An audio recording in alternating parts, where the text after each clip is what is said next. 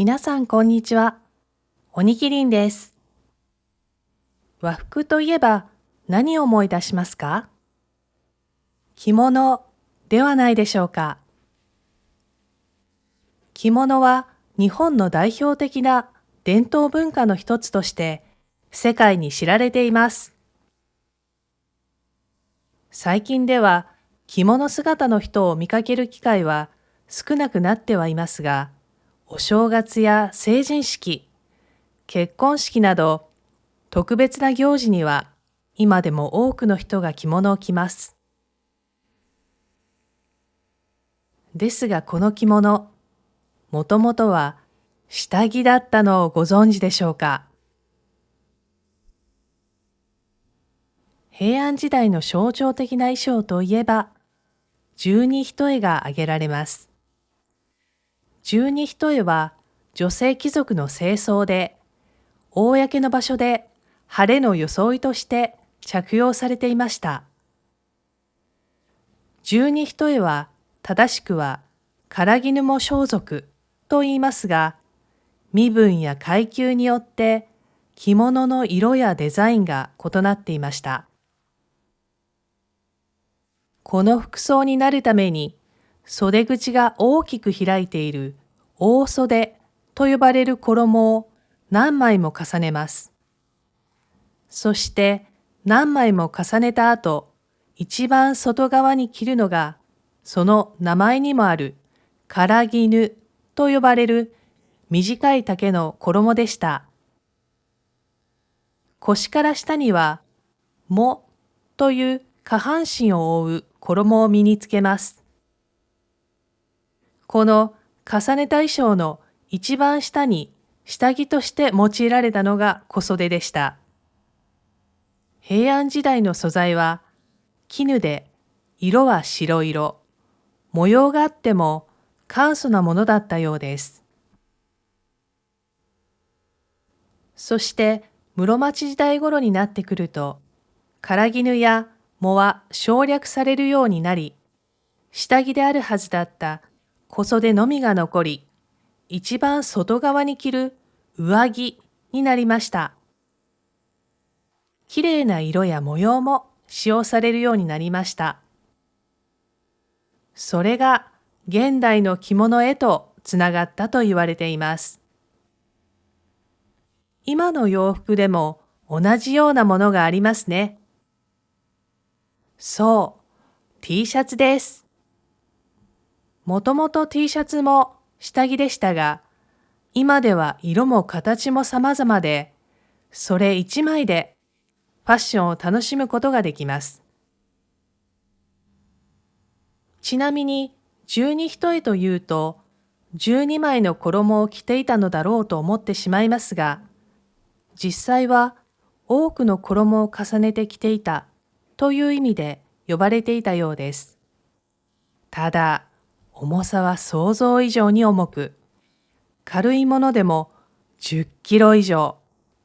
平均でも20キロ前後あったようです。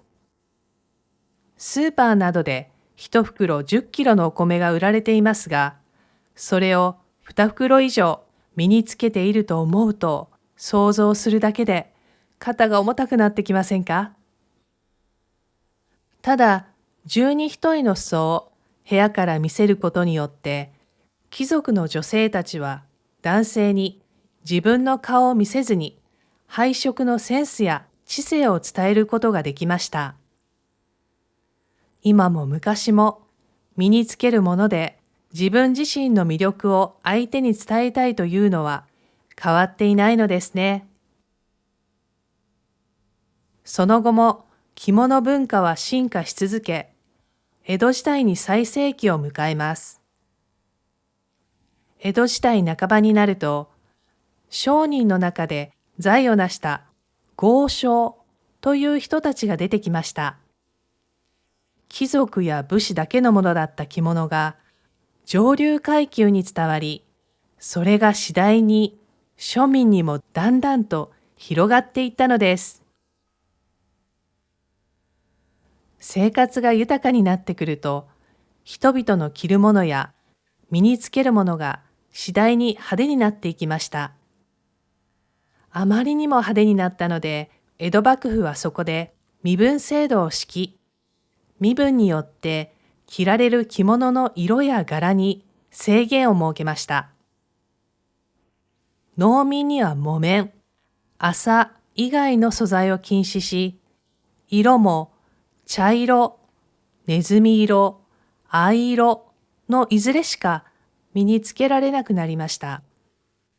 紅色や桃色など華やかな色が着られなくなってしまいました。そこで負けないのが江戸っ子です。それならば、と許されたたった3色で、しかも地味な茶色やネズミ色しか使えない中、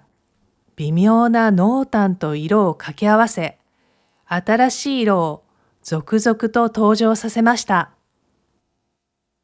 今まで身分の低い色だったのを粋な色に生まれ変わらせたのです。江戸小紋という一見単色にしか見えない着物ですが、近くで見ると繊細な文様が施されており、この時代に生み出されたものです。また、目に見える表がダメなら、裏にこだわれと、着物の裏地や裾に華やかな色や柄を施す裏見せという技法も生まれました。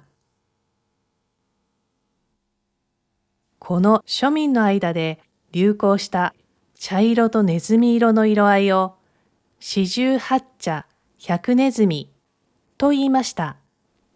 なぜその名前になったのでしょうか。茶とネズミは茶色やネズミ色といった色そのものを表すとして、四十八というからには48色あったのでは？いえいえ、違います。なんとその数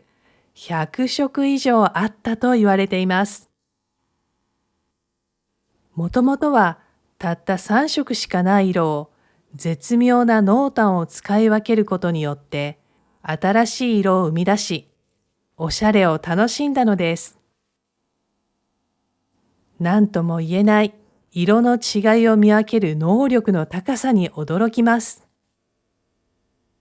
この曖昧な色、曖昧さを楽しむことが日本文化の醍醐味かもしれません。最後に、この江戸時代、男性からの求愛に女性は着物の袖を振って答えたということです。OK なら袖を左右に、ノーなら前後に。現在でも好きな相手への気持ちを表現するときに使われる振る、振られるというのはこの袖の仕草から来ています。江戸の習慣が現代の言葉に残っているなんて驚きですね。